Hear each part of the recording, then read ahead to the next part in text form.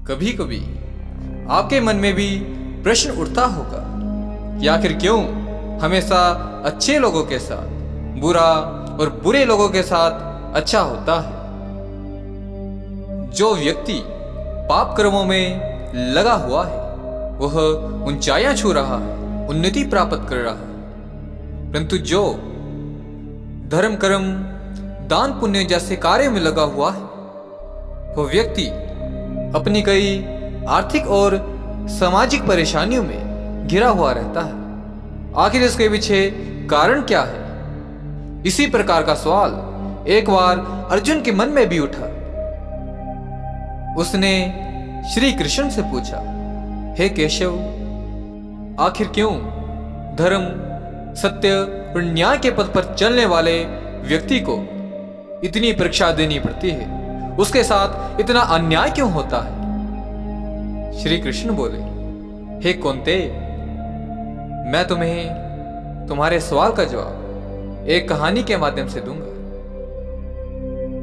बहुत ही प्राचीन समय की बात है। किसी नगर में दो युवक रहते थे। एक व्यापारी था जो बहुत ही नेक इंसान था। वह धर्म और नीति का पालन करता था, भगवान की भक्ति भी करता था, नित्य प्रभु दर्शन हेतु मंदिर जाता था।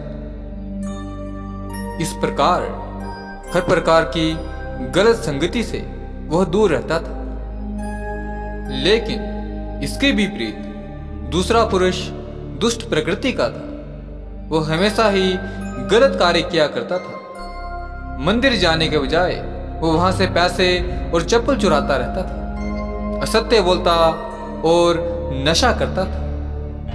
एक दिन की बात है जब बहुत तेज बारिश हो रही थी। उस समय हर व्यक्ति अपने घर में था और मंदिर में सिर्फ पुजारी विद्यमान थे।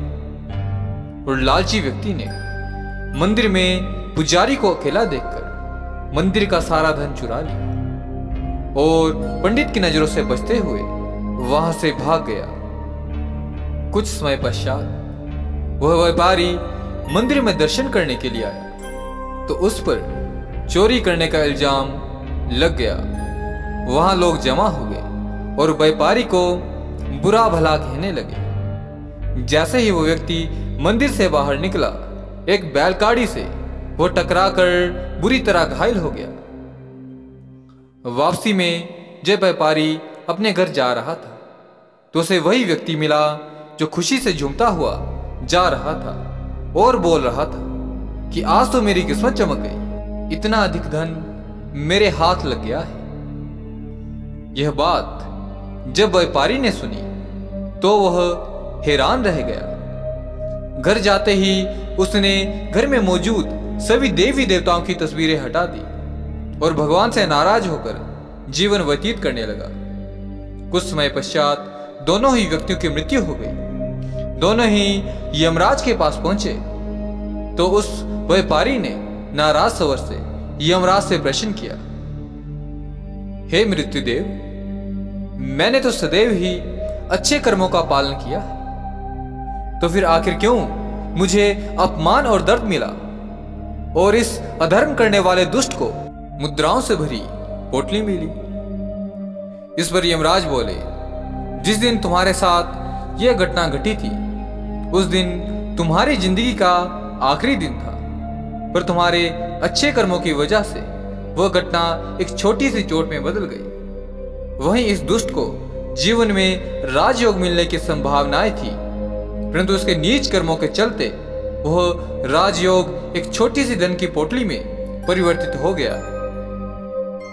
इस कहानी के बाद श्री कृष्ण ने बताया कि भगवान हमें किस रूप में क्या दे रहा है यह मनुष्य को नहीं समझ में आता है।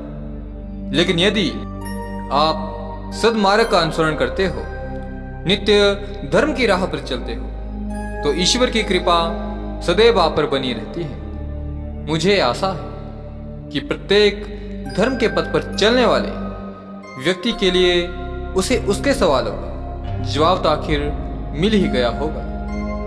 अब इसके साथ ही मैं अपने शब्दों को विराम देना चाहूंगा। जय माता दी।